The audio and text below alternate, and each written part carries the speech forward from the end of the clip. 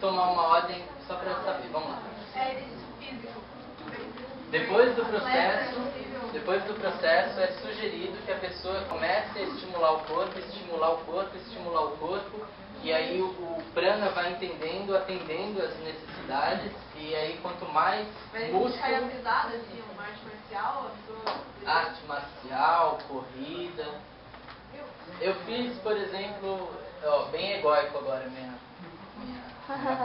parte aqui. Eu fiz o processo com 17 anos e eu fazia parte de uma equipe de handball.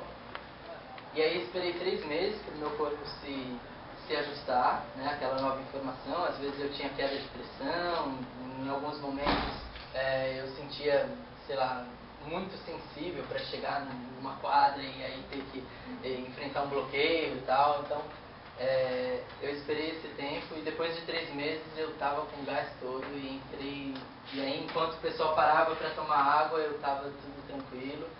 E aí era tanta energia que, né, em vez de 8, dormia 4 horas por dia e comecei então a fazer capoeira e depois de um tempo me chamaram para a equipe de atletismo e eu corria pela cidade e eu descobri que eu estava viciado, né, naquela sensação de me tornar um super-herói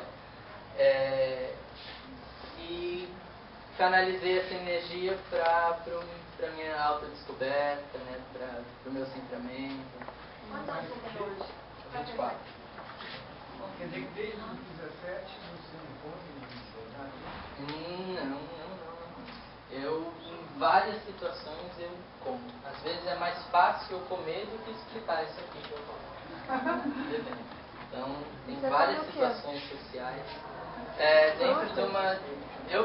Quando eu vou comer, eu procuro não mudar o meu padrão vibratório. Então, seria alimentação frugal. Mas, às vezes, é uma oferenda de alguém, né? E aí eu vou e como, mas a única coisa que eu sou bem assim, enfático é a questão do veganismo. E de 5 dias que eu fiquei contigo, você tomou um caldo de cana. Eu sou meio radical.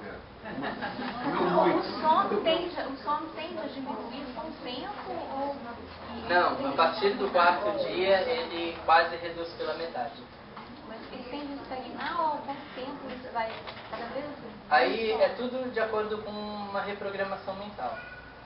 Eu, por exemplo, depois de um tempo eu comecei a achar entediante eu acordar de madrugada, aí eu meditava, eu desenhava, aí eu cantava Japamala, aí o sol não chegava, e eu, melhor dormir.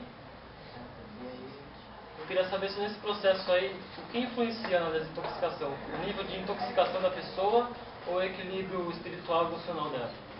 Tá, a desintoxicação acontece, claro, pelo nível de toxinas que ela tem. Certo.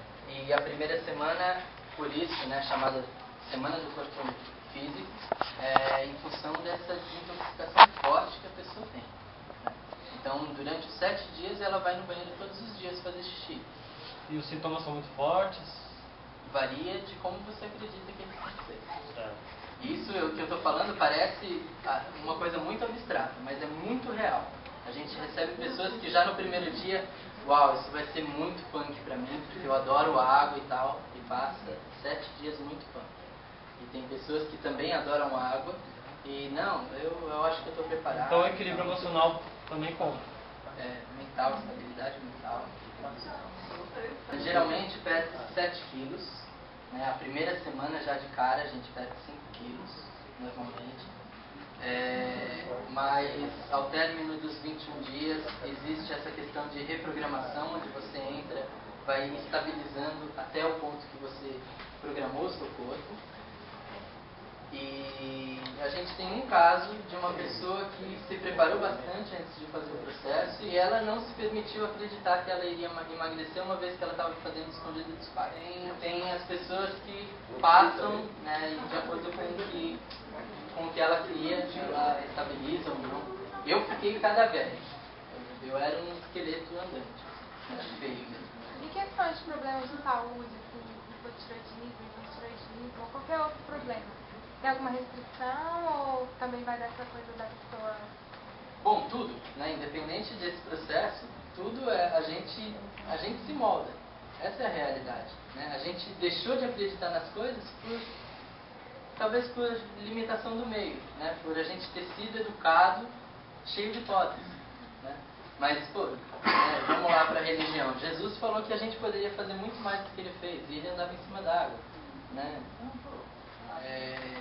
Eu não sei se vocês já experimentaram uma meditação chamada Vipassana. Tá. Dentro do Vipassana, eles ensinam, sem visualização nenhuma, sem mantra nenhum, a tomada da consciência no momento presente. Então, começa apenas observando o padrão respiratório. Vanapana. Sem modificar. Não é um pranayama. Então, como o ar entra, como o ar sai, se colocar naquele pedacinho ali. E depois observar as sensações do corpo, né, e sempre trazendo essa consciência para o presente. A ideia, na verdade, é a gente mudar um pouquinho, né, esse conceito do que é a luz, né, que a gente está falando, que no caso é o prana. E aí o prana ele vai estar suprindo, a partir da inteligência do corpo, ele vai estar suprindo as nossas necessidades fisiológicas. E aí essa ideia, claro, que a luz, a gente dentro da espiritualidade utiliza muito a luz divina, prana mesmo. Mas quando o título veio na capa do livro, A Mulher Não Come Há Tanto Tempo e Vive de Luz, Viver de Luz, aí abriu brecha para as pessoas imaginarem que... E a importância do sono? Assim, tem? Do sono? Do sol. Do sol. O sol, ele naturalmente é um potencializador de energia, né? Então as pessoas começam a ficar meio depressivas, um banho de sol é maravilhoso, mas não é algo que você tenha que ter a disciplina de todos os dias ir lá e tomar um banho de sol. E a higiene? Como é que fica, assim, os cheiros? Eu acho que vai muito do metabolismo de cada um, não muda tanto essa questão. Claro que vai diminuir toxina, vai diminuir odores, vai diminuir talvez secreções. Não, mas não, eu digo, a questão do banho, né, que tem gente que todo dia tem que tomar banho, vocês têm alguma mudança? Não, fica a critério da pessoa. Como que recuperou seu peso? Foram mais ou menos 3 meses e um trabalho de reprogramação. Você passa por situações de estresse, um desgaste emocional, alguma coisa nesse sentido? Você vai sentir necessidade? A única coisa é que eu passei a partir desse processo a estar observando mais como é que eu reajo a essas situações. Então eu acho que essa tomada de consciência já muda bastante como você vai lidar com aquilo. De estar no presente do que está falando. Exatamente. E você conhece mulheres gestantes que fizeram ou não é? Conheço. Idosos com Alzheimer? Olha,